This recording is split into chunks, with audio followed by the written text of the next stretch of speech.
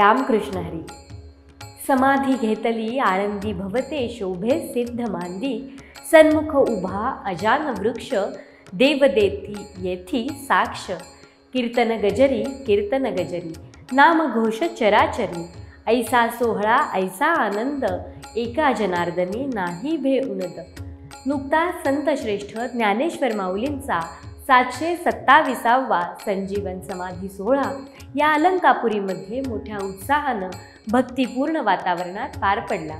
गेल्या अनेक वर्षांपासून या सोहळ्यानिमित्त विश्वधर्मी प्राध्यापक डॉक्टर विश्वनाथ दा कराड सरांच्या संकल्पनेतून जागतिक सहिष्णुता सप्ताह सोहळ्याचं आयोजन या इंद्रायणीच्या तीरी करण्यात येतं.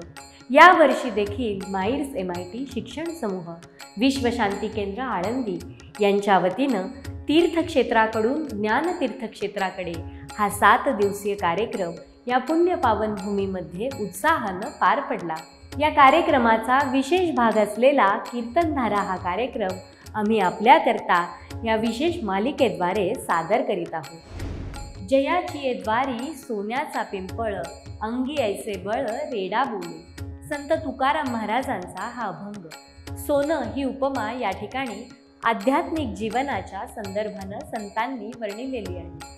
याचे कारण सोन्याची 3 वैशिष्ट्य. ते मातीत टाकलं तरी त्याचं तेज हे कधीच नष्ट होत नाही, ते मलिन कधीच होत नाही. दुसरं म्हणजे सोनं हे कधीच झिजत नाही आणि त्या सोन्याचं मूल्य हे कधीच कमी देखील होत नाही. त्याचप्रमाणे आध्यात्मिक माणसाचं देखील आहे. प्रेक्षक हो, या मार्गामध्ये कधीच तेज कमी होत नाही, ज्ञानाची झीज होत नाही, त्याचं मूल्य हे कायम असतं. पाहूयात याचंच महत्त्व हरिभक्तपरायण तुकाराम महाराज गरुड ठाकूर बुवा दैठणेकर यांनी सांगितलेलं आजच्या भागात. हरी राम कृष्ण हरी.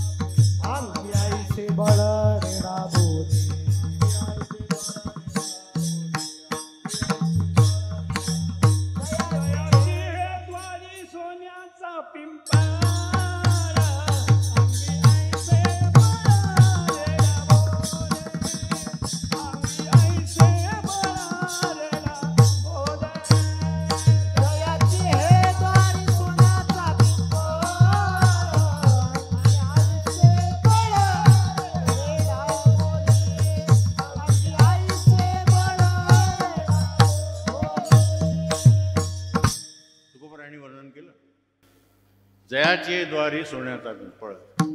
आपल्याकडे म्हण आहे, घराची कळा अंगण सांगे. ज्याच्या अंगणामध्ये सोन्याचा पिंपळ याचा अर्थ घेताना ही रूपक आहे. सोनं ही उपमा आध्यात्मिक जीवनाच्या संदर्भात संतांनी वापरलेली आहे, आध्यात्मिक उंचीच्या संदर्भात वापरलेली आहे. त्याचं कारणही आहे, सोन्याचं काही वैशिष्ट्य आहे. सोन्याचं तेज कधी भंग होत नाही. तुम्ही शेणामातीत जरी टाकलं सोनं, किती दिवस पडलेलं असेल तर त्याचं तेज कधी नष्ट होत नाही, मलिन होत नाही सोनं मलिन. तसंच आध्यात्मिक जीवन तेजस्वी असतं, ते कधीच मलिन होत नाही. म्हणून सोन्याची उपमा दिलेली आहे. दुसरा सोन्याचा विशेष गुण आहे, सोनं कधी झिजत नाही. तसंच आध्यात्मिक जीवन असतं. श्रेष्ठ आध्यात्मिक जीवनामध्ये झीज अपेक्षित नाही, वाढ अपेक्षित आहे. ज्ञानेश्वर माऊलीच्या जीवनामध्ये आज आपण अधिकता पाहतोय, त्यांच्या विचारामध्ये अधिकता पाहतोय, त्यांच्या जीवनाच्या मांडणीमध्ये अधिकता आपण शोधतोय. म्हणून झिजत नाही म्हणून सोनं म्हटलेलं आहे. आणि तिसरा क्रम सोन्याच्या बाबतीत अत्यंत महत्त्वाचा आहे. सोन्याचं मूल्य जगामध्ये कधी कमी होत नाही. तसंच आध्यात्मिक जीवन ज्यांचं उंच असतं त्यांचं मूल्य जीवनामधलं कधी कोणीही कमी करू शकत नाही आणि केल्याही जात नाही. कधी कधी संतांच्या संदर्भात काही जे आपण विचार करतो की संतांना खूप त्रास झाला वगैरे, मला तर ते मान्य नाही. कारण तुकोबार आहे तर ते मान्य करत नाही. कशामुळे सांगतो, संत जेव्हा अवतार घेतात तेव्हा या मृत्यूलोकामध्ये आल्याच्या नंतर त्यांना कुठल्या तरी कुटुंबामध्ये जन्म घ्यावा लागतो आणि त्या कुटुंबाबरोबर त्याची स्थिती त्यांच्याकडे येते आणि उपाधीसुद्धा येतात आणि त्या उपाधीला आपण महत्त्व देतो. परंतु संत उपाधी रहित असतात, त्या उपाधी लावता येत नाही. जातीची उपाधी संताला लावता येणार नाही, श्रीमंतीची उपाधी लावता येणार नाही, दुःखाची उपाधी लावता येणार नाही. विठाला विठा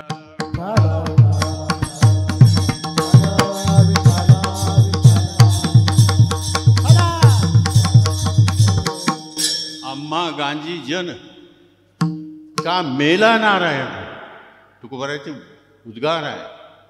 आम्हाला लोकांनी गांजावं, त्या देवाचं अस्तित्व आहे की नाही, आम्ही जर भक्त आहोत तर देव आम्हाला राखणार आहे की नाही.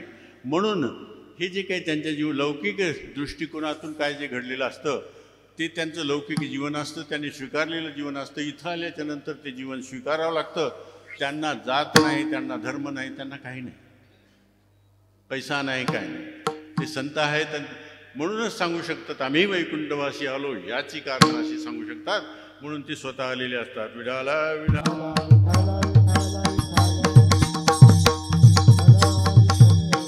तुकोबाराला एवढंच सांगायचं की ज्याच्या अंगणामध्ये सोन्याचा पिंपळ आहे, पिंपळ म्हणण्यामध्ये भव्यता आणि सोन्यामध्ये सुंदरता, अधिकता ज्याला म्हणता येईल, किंवा चांगुलपणा. कशाचा चांगुलपणा? तर आध्यात्मिक जीवनाचा चांगुलपणा. माऊलीच्या जीवनामध्ये केवढा होता तर पिंपळासारखा वैभवशाली मोठा होता आणि सोन्यासारखा होता असं सांगायचं आहे. म्हणून तुकोबाराच्या वर्णनाकडे पाहताना, नाहीतर हे जर सोन्याचा पिंपळ जर त्यावेळी असतं तर आतापर्यंत आपल्याला बहुतेक सापडला नसता. विठाला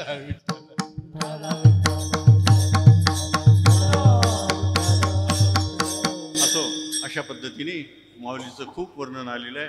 पहिल्या चरणाकडे ज्ञानदेव म्हणता माया, ज्ञानदेव म्हणता माया, ज्ञानदेव म्हणता माया, ज्ञानदेव म्हणता माया, ज्ञानदेव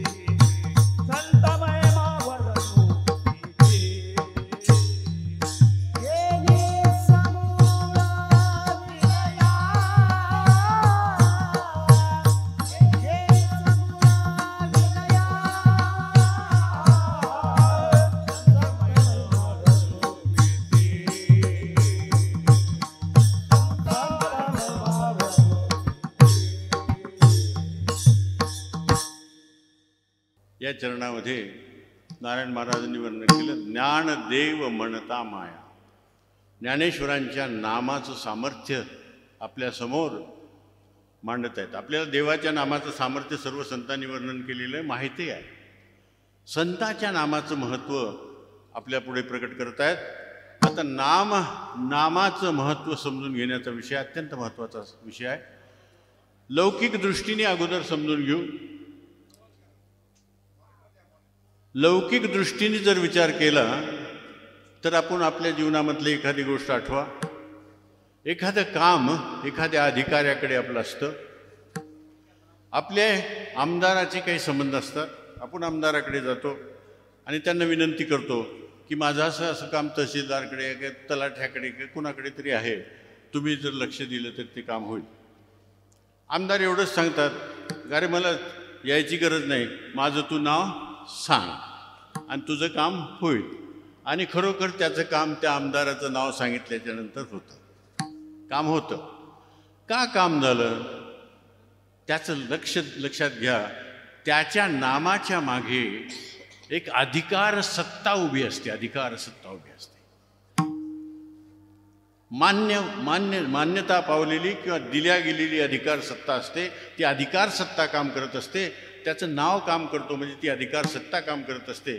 तो जर आमदार पदावून गेला तर होण्याची शक्यता नाही, किंवा तो मेला तर त्याचं नाव काय चालण्याची शक्यता नाही. म्हणजे ऐहिक स्थितीमध्ये जे काही नावाला महत्त्व आहे, थोडं महत्त्व आहे, फक्त आपण विषय समजून घेण्याच्या दृष्टिकोनातून नामाच्या मागे जी सत्ता उभी असते ती काम करत असते. आणि जोपर्यंत ती सत्ता तिथे स्थिर आहे तोपर्यंतच काम होतं. मग ज्ञानदेवांचं नाव घेतल्याच्या नंतर माया जो विषय आहे अत्यंत महत्त्वाचा विषय आहे. माया 3 पद्धतीची आहे. एक संसाराच्या आसक्तीला माया म्हणलेलं आहे, भ्रांत स्थितीला माया म्हटलेलं आहे, आणि भगवंताची प्रकृती पुरुष रूपात जी माया आहे ती माया आहे. ह्या तिन्ही माया आपल्या आध्यात्मिक जीवनाच्या उन्नतीमध्ये अडसर आहेत, आणि त्या दूर झाल्याशिवाय आपली आध्यात्मिक प्रगती होत नाही. आणि नारायण महाराजांनी तर सांगितलं, अरे काही अडचण नाही, ज्ञानदेवांचं नाम घेतल्याबरोबर समूळ नष्ट होते, उरत नाही माया. अतिशय सुंदर मांडणी आहे. म्हणून ज्ञानदेवाच्या नामाच्या पाठीमागे कोणती सत्ता हे लक्षात घ्या. ज्ञानदेवांच्या नामाच्या मागे महान अशी आध्यात्मिक सत्ता आहे की जी त्यावेळी होती आणि त्या नामामध्ये आजही आहे. कारण ज्ञानेश्वर माऊली आजही समाधीमध्ये हरिनाम घेत बसलेले आहेत. म्हणून संतांच्या नामाचं महत्त्व काय आहे, नामामुळे का आपली आध्यात्मिक उन्नती होते किंवा आपण मोक्षाकडे का जाऊ शकतो, त्याचं मुख्य कारण असं आहे की त्यांच्या जीवनामध्ये अजोड अशी कधी नष्ट न होणारी आध्यात्मिक शक्ती काम करत असते. आणि ती आध्यात्मिक शक्ती ते आहेत तेव्हाही असते, आणि ते नसले तरी त्यांच्या नामामध्ये ती विराजमान असते. कारण देव आणि संतांमध्ये मुळातच फरक नाही. देवते संत देवते संत निमित्त त्या प्रतिमा. देवाच्या नावाचं जेवढं महत्त्व आहे तेवढंच संताच्याही नावाचं महत्त्व आहे. तीर्थक्षेत्राकडून ज्ञानतीर्थक्षेत्राकडे या कीर्तनधारेच्या आजच्या भागात इथेच थांबूयात. भेटूयात पुढच्या भागात नव्या अभंगासह.